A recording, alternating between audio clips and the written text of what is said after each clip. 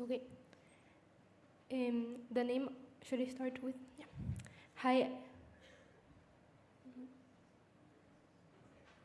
Okay.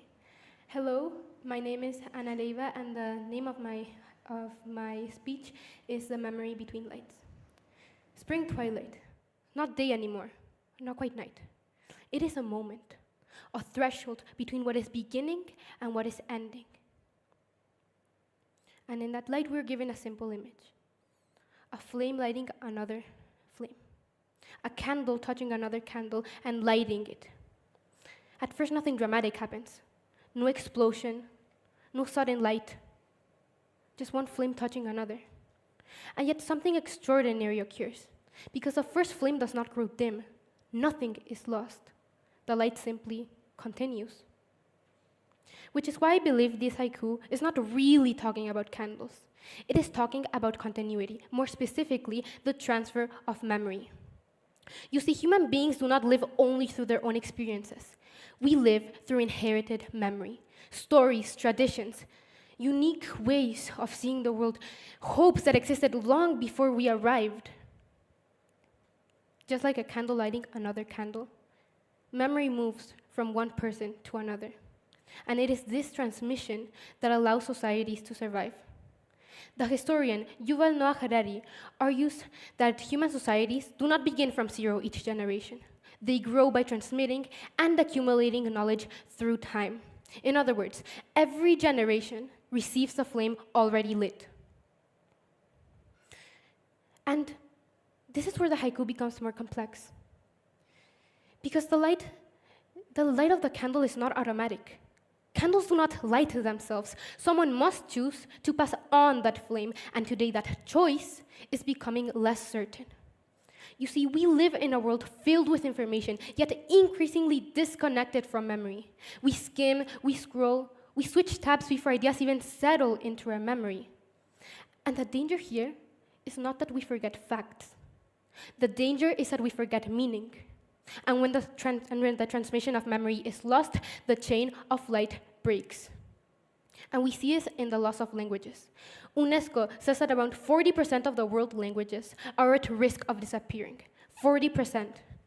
And when a language disappears, not only the words are lost, stories, traditions, ways of seeing the world disappear with it. In other words, this chain breaks. And this loss happens not only through neglect, but through disagreement. Some argue that we should move forward without the weight of memory, that memory is something painful, that in order to move forward, in order to progress, we should forget. And yes, there is some truth to this. History can be misused. Traditions can resist change. Memory can preserve injustice, but forgetting completely is almost impossible. True healing comes from remembering while not holding on to that pain. The philosopher Hannah Arendt said that in order for something new to begin, something has to be preserved. Without continuity, change loses direction. And this brings me back to spring twilight. Twilight is not fully dark, yet not fully bright. It is a moment of uncertainty, much like our present. We live between transitions, between generations, and in this transitional moment, the transmission of memory is most important. Because the truth is, none of us begin in darkness. We begin in borrowed light. Everything we see comes from somebody else's flame. Everything. And one day, whether we realize it or not, we become the ones holding that candle.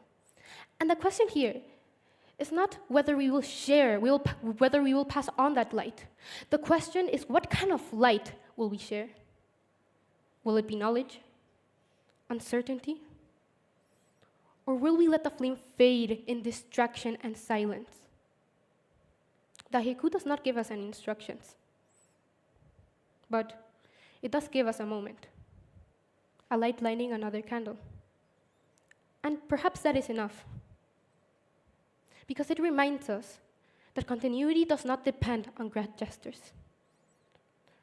It depends on small acts of transmission. A memory learned, a memory remembered, a lesson shared. So when I read this haiku, I no longer see two candles. I see a chain of light spreading across generations, one generation illuminating the next, one candle lighting another. Thank you.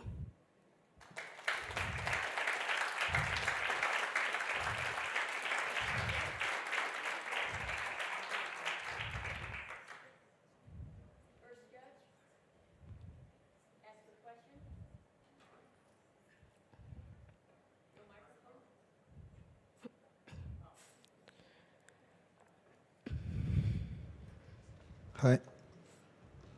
May I start? Of course. I would like to ask a question. Who would you like to pass your candle on to keep it shining? What a nice question. I think I would like to pass my candle during my everyday life. Because, as I said in my speech, it is not explicit how this candle is shared. It just shows us two candles. And to me, this suggests that this transmission of light comes from everyday life. When I share a story to my friend, when my dad shares me a lesson. So I would like to do the same. I would like to pass on my knowledge during my everyday life to my friends, to my family, to my peers, to the people I'm speaking with. That's who I want to pass on that memory. And it is my choice what knowledge I will pass on. And hopefully I pass on a good one. Thank you.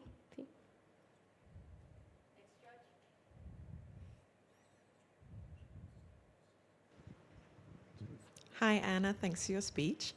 Can you give us an example of somebody who has passed on light to you? Somebody from your close circle, maybe, that you feel has influenced you? Yes. I would say that my parents have passed on light to me. And I'll explain how. Every lesson I learned, whether that is taking risks, whether that is standing here in this stage right now, talking to all of you, those lessons come from my parents, which are in the crowd, who are currently in the crowd.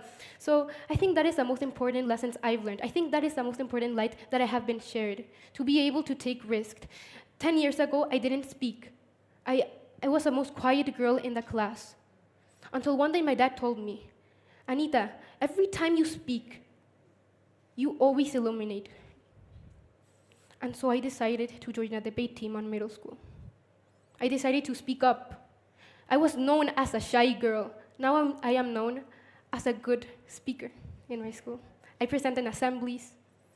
I'm in the debate team. I think that's the most important lesson that I have been taught. Because if it weren't for that, I wouldn't be standing here right now. Thank you. Thanks, Anna. You mentioned that about 40% of languages are disappearing. So what should the world do to preserve these disappearing languages and their cultures? That's a very good question. And following what this haiku says, I think that in order to do so, we should pass on the knowledge we have from these places. You know, the Rosetta Stone was a rock full of different languages, and for the hundreds of years, I'm not sure if it was the Egyptian hieroglyphs that weren't able to be read. But throughout time, a young boy discovered how to read them, discovered patterns, because there were 3 languages in the stone. He discovered patterns and realized, oh, these images are trying to say this. And so now we understand Egyptian hieroglyphs. I think that something similar could happen. We have to find connections, find ways in which the languages that have disappeared or the cultures that are disappearing could come back, could reappear. And how do we do that? We have to care, first of all, we have to care for that topic. We have to find this, we have to understand what we are sharing. If there is a village in Chile who who's disappearing. I would like to understand their stories, their traditions, their languages, their myths, and spread it towards somebody else. Tell that story to somebody else, because it is that transmission that allows that flame to keep illuminating as much light as the last one. So it is in the transmission of stories told, of investigations started and then taken over by somebody else. I think that transmission is what allows these cultures to continue, to not fade away. Thank you.